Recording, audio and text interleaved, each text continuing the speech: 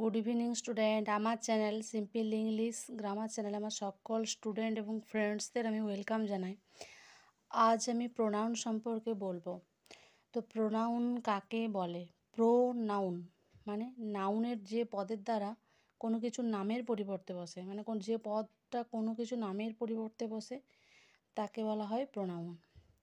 তো প্রোনাউন দেখো, এখানে আমি আজকে ভাগগুলো দেখাবো তোমাদের। যে প্রোনাউনকে আমরা সাধারণত 5টা ভাগে ভাগ করে থাকি। কি কি মেন ভাগ না?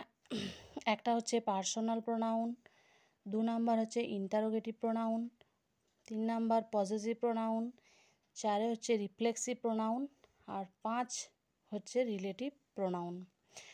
তো পার্সোনাল প্রোনাউন কাকে বলে? পার্সোনাল প্রোনাউন বলতে নিজস্ব প্রোনাউন,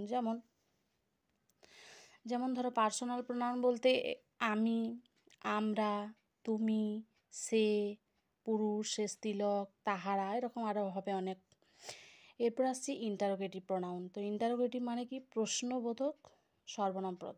যেমন ধরো হু, হোয়াট, হুজ, দ্যাট, তাছাড়া ডাব্লিউ যে ওয়ার্ডগুলো আছে সেগুলোকে আমরা কি বলবো? Interrogative pronoun. এরপর আসছি পজেসিভ প্রোনাউন। পজেসিভ মানে কি?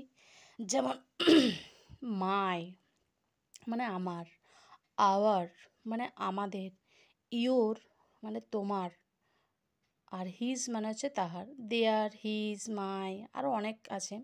তো এগুলোকে আমরা কি বলবো? Possessive pronoun. এরপরে দেখো রিফ্লেক্সিভ প্রোনাউন। তো রিফ্লেক্সিভ প্রোনাউন কোনগুলো? যেমন ধরো মাই মানে এখানে আমার, পজেসিভ প্রোনাউনে হয়েছে, আর রিফ্লেক্সিভে হবে myself, yourself, himself, themselves, এগুলো হবে রিফ্লেক্সিভ প্রোনাউন।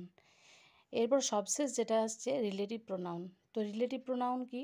মানে ধরো who, WHO, who, which, that, what, এগুলোকে আমরা কি বলবো? Relative pronoun.